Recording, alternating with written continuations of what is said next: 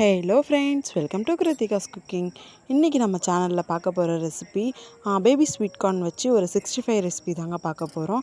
இது ஸ்கூலுக்கு போயிட்டு வர பசங்களுக்கு ஈவினிங் டைமில் ஒரு நல்ல ஸ்நாக்ஸாக இருக்கும்.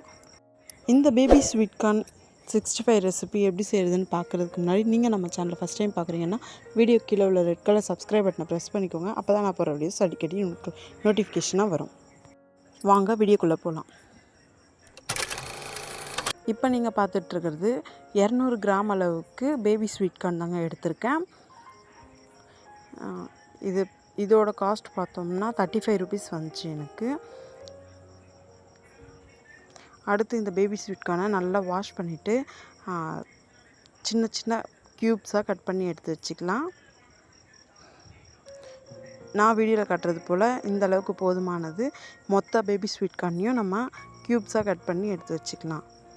அடுத்து இதுக்கான மசாலா ப்ரிப்பேர் பண்ணிக்கலாம். அதுக்கு ஒரு பவுல் வச்சு அதில் 2 டீஸ்பூன் அளவுக்கு கடலை மாவு சேர்த்துருக்கேன்.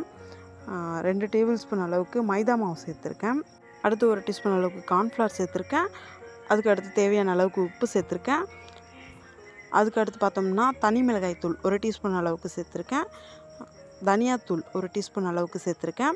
கரம் மசாலா 1/2 டீஸ்பூன் அளவுக்கு சேர்த்துருக்கேன். அதுக்கு அடுத்து பார்த்தோம்னா 1 டீஸ்பூன் அளவுக்கு இஞ்சி பூண்டு பேஸ்ட்டு சேர்த்துருக்கேன். ஃப்ரெஷ்ஷாக இடித்தது தாங்க. அடுத்து ஒரு 1/4 பங்கு லெமனை இதெல்லாம் நல்லா புழிஞ்சு விட்டுக்கலாம். நான் சொல்கிற அளவு எல்லாமே 200 கிராம் அளவுக்கு பேபி ஸ்வீட் கார்னுக்கு போதுமானது, கரெக்டாக இருக்கும்.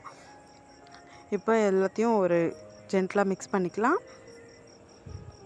அடுத்து கொஞ்சம் கொஞ்சமாக தண்ணியை சேர்த்து ஒரு பேட்டர் ரெடி பண்ணிக்கலாம். நான் வீடியோவில் காட்டுறது போல் கொஞ்சம் கொஞ்சமாக தண்ணியை சேர்த்து நல்லா மிக்ஸ் பண்ணி விட்டுக்கலாம்.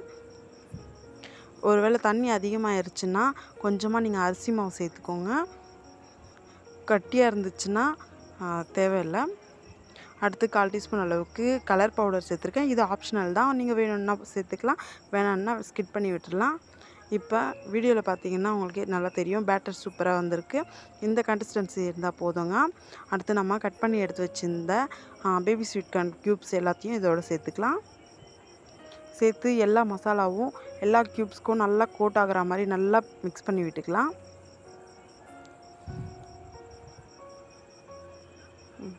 இது ஒரு பக்கம் இருக்கட்டும். அடுத்து நம்ம இதை பொரிச்சு எடுக்கிறதுக்கு கடாயில் எண்ணெய் ஊற்றி சூடாக்கி வச்சுருக்கேன். எண்ணெய் ஒரு வாட்டி நல்லா ஹீட் ஆன பிறகு அந்த எண்ணெயை நம்ம மீடியம் ஃப்ளேமில் வச்சிடணும். ஃபஸ்ட்லேருந்து லாஸ்ட் வரையும் மீடியம் ஃப்ளேம்லேயே வச்சு நம்ம பேபி ஸ்வீட்கான பொரிச்சு எடுத்தோம்னா கரெக்டான பதத்தில் வெந்து வரும்.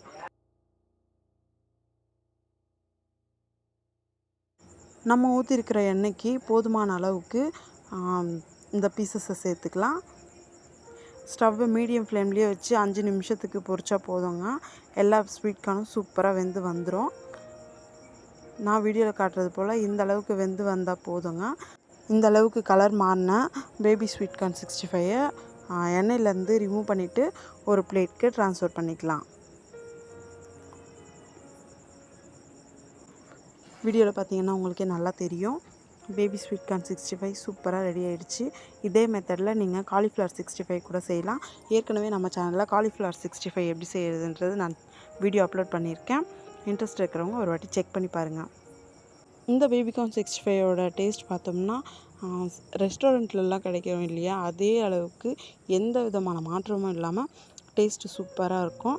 இந்த பேபி கார்ன் 65 ரெசிபியை நீங்களும் உங்கள் வீட்டில் ட்ரை பண்ணி பாருங்கள். இந்த ரெசிபி குழந்தைங்களுக்கு ரொம்பவே பிடிச்சமானதாக இருக்கும். இந்த பேபி கார்ன் 65 நீங்களும் உங்கள் வீட்டில் ட்ரை பண்ணி பாருங்கள். உங்களுக்கு எப்படி வந்துச்சுன்றதை என்னோட கமெண்ட்டில் ஷேர் பண்ணிக்க மறந்துடாதீங்க. இந்த வீடியோ உங்களுக்கு பிடிச்சிருந்துச்சின்னா லைக் பண்ணுங்கள், ஷேர் பண்ணுங்கள், கமெண்ட் பண்ணுங்கள். கிருத்திகாஸ் குக்கிங்கை சப்ஸ்கிரைப் பண்ண மறந்துடாதீங்க. தேங்க்யூ.